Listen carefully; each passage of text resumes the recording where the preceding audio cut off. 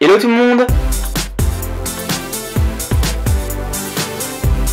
Donc aujourd'hui on se retrouve pour une nouvelle vidéo qui sera, comme vous l'avez peut-être deviné, donc le tag Draw My Life, mon Draw My Life, une vidéo que vous avez été très nombreux à me demander sur les réseaux sociaux et que je me suis donc enfin décidé à vous faire et qui, je l'espère, comme d'habitude, vous plaira.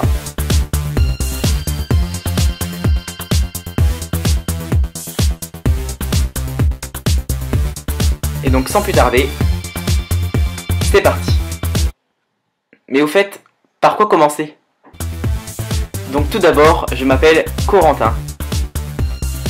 Et je suis donc né dans la région Nord-Pas-de-Calais. Veuillez m'excuser par avance pour la carte de la France que j'ai dessinée et qui est tout bonnement horrible. Mais donc voilà, c'est donc dans le Nord-Pas-de-Calais que je suis né et que j'habite encore actuellement. Ça c'est moi, et donc dans ma famille il y a ma mère, ainsi que mon père, mon petit frère et également mon chien. Depuis tout petit, j'ai toujours été plus ou moins passionné par les loisirs créatifs. C'est un peu plus tard que du coup je me suis vraiment découvert une passion pour les loisirs créatifs, mais déjà tout petit, j'étais vraiment passionné par tout ce qui était le domaine de la création.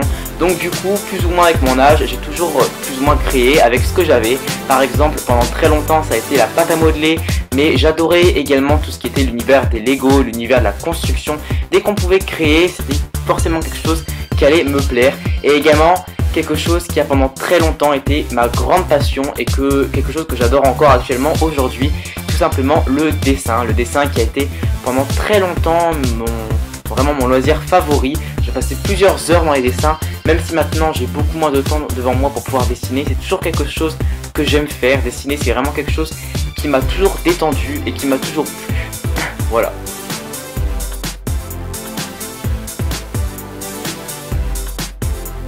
Je me souviens même qu'étant plus jeune, j'adorais, quand j'avais un petit peu de temps devant moi, pouvoir créer mes propres bandes dessinées. J'ai toujours été un petit peu passionné par les bandes dessinées. Faut avouer que c'était un petit peu les seules lectures que j'aimais bien lire, tout simplement.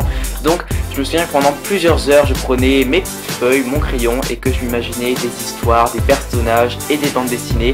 Si d'ailleurs ça vous intéresse, j'ai encore quelques petits dossiers de mes anciennes bandes dessinées étant plus jeune. Si ça vous intéresse, pour une prochaine vidéo, il y aura un petit peu du dossier, je pense. Mais voilà, ça a toujours été quelque chose que j'ai adoré faire et voilà, qui vraiment me passionnait. Étant plus jeune, j'ai donc passé la plus grande partie de ma jeunesse dans des appartements par rapport au métier de mon père. Beaucoup n'aiment pas forcément la vie en appartement, mais moi je m'y étais fait et très franchement j'adorais vraiment cette vie là. C'était assez convivial, je voyais souvent mes amis qui habitaient dans des appartements comme moi et franchement je vivais plutôt bien. Mais malheureusement en 2004 est donc survenu mon premier déménagement. Je vais déménager pour la première fois par rapport au métier de mon père et bien évidemment je pense que comme tout le monde j'étais un petit peu triste forcément de devoir quitter mes repères, de devoir quitter les quelques amis que j'avais. Mais il faut dire aussi que j'étais quand même assez jeune, que j'ai assez peu de souvenirs quand même de cette période-là et que très rapidement je me suis plus ou moins bien fait à ma nouvelle vie. J'ai rencontré dans ma nouvelle vie de très bons amis avec qui je garde encore contact aujourd'hui, des personnes avec qui j'ai passé de très bonnes journées. Je vivais encore en appartement et franchement j'ai passé vraiment des après-midi, des journées mémorables avec eux et très franchement je garde de ces années-là de très bons souvenirs. Et puis malheureusement en 2009 est donc survenu mon deuxième déménagement qui lui a par contre été beaucoup moins vécu, même si le premier n'avait pas non plus été forcément bien vécu pour ma part. Là franchement c'était vraiment pour le coup quelque chose que je vivais très mal puisque j'étais plus grand, j'avais plus de souvenirs, je m'étais beaucoup plus attaché à mon école, à mes amis, à mon milieu de vie tout simplement et j'avais très peur de ce qui m'attendait dans ma nouvelle vie. En plus, cette fois-ci, c'était plus l'appartement et la vie qui m'attendait, mais la maison et le village. Mais finalement, je me suis très bien fait à ma nouvelle vie et me porte très bien aujourd'hui. Et c'est donc en 2012 que j'ai donc fait ma toute première rentrée au collège. Pour moi, c'était l'étape d'une nouvelle vie. Après la maison, le village et tout ça. C'est donc maintenant le collège qui m'attendait et je dois bien avouer que c'était quelque chose qui me stressait pas mal puisque tout simplement j'avais un petit peu peur du changement également et de perdre mes repères. Mes plus grandes peurs étaient de me retrouver avec notamment des plus grands que moi comme des troisièmes. J'avais peur que ceux-là tout simplement s'amusent à m'embêter, à me menacer et également le niveau scolaire et j'avais peur que ce soit un petit peu compliqué pour moi. Mais malgré des débuts qui ont été un petit peu difficiles au niveau du changement, je me suis vite rendu compte que tout simplement ma vision du collège était totalement fausse et j'ai vraiment tout de suite été très bien intégré au collège. Je me suis très rapidement fait des super amis, voilà, avec qui vraiment on avait formé une bande de ouf et tout simplement grâce à eux j'ai passé, je pense, l'une des 4 meilleures années de ma vie. Ça a été vraiment un réel bonheur, surtout l'année de ma 3e qui a vraiment été, grâce à mes amis, un véritable bonheur. C'est également donc l'année dernière en 3e, donc en 2014, en septembre 2014 que j'ai fait ma rentrée en 3e. Qui dit 3e était donc forcément l'année du brevet. Voilà, le truc que tous les professeurs ont forcément en bouche en 3e. Moi je me souviens personnellement qu'il n'y avait pas une seule journée sans qu'un professeur nous parle du brevet, à croire que limite on passait le bac. Donc voilà, mais malgré toute cette pression, j'étais vraiment parti, je me souviens, en juin 2015 du coup, pour mes épreuves assez confiant. J'avais pas forcément énormément révisé, même si bon, pas se mentir, hein, pour quand même réussir le brevet, il faut réviser un minimum. Mais voilà, mes épreuves c'était, je me souviens, pas trop mal passé et j'étais pas hyper stressé. Et donc finalement, que s'est-il passé? Ai-je eu mon brevet ou pas? Et bien tout simplement, oui, je l'ai eu mon brevet, donc j'étais super content d'apprendre cette bonne nouvelle. Franchement, je n'étais pas non plus hyper stressé, mais bon quand même, hein, si je l'avais raté, je me serais fait un petit peu tuer, je pense, donc voilà. Et donc, ce qui m'avait vraiment mis en joie, c'est qu'en plus d'avoir eu le brevet, ce qui est déjà très bien, j'avais eu la mention très bien, donc voilà, c'est qu'à de le dire. Et j'étais vraiment super content d'avoir eu cette mention, c'était un petit peu la fiesta. Et donc ensuite, s'est suivi donc le lycée, et logiquement, c'est donc en septembre 2015, du coup cette année que je suis donc rentré au lycée, qui était encore une fois pour moi une nouvelle vie, même si comme un petit peu à mon habitude, j'ai l'impression les débuts avaient été plutôt difficiles et que j'avais pas forcément très bien vécu cette rentrée. Je me suis par la suite fait vraiment de super potes et cette année que je vis actuellement est juste géniale. Je m'éclate au lycée avec les nouvelles rencontres que j'ai fait et j'en suis vraiment super content. Parlons donc un petit peu maintenant des élastiques, puisque c'est quand même un petit peu le thème principal de ma chaîne YouTube. Donc du coup, les élastiques, je les ai donc véritablement découverts à l'été 2014, donc vraiment au tout début de l'été 2014, puisque tout simplement, c'est grâce à mon petit frère qui, voilà, pendant ses dernières journées d'école, donc vraiment fin juin, début juillet 2014, m'avait ramené des petits élastiques avec lesquels il commençait à faire des bracelets, tout ça. C'était un petit peu la mode à l'école, et c'est vrai que moi au début, ça m'avait un petit peu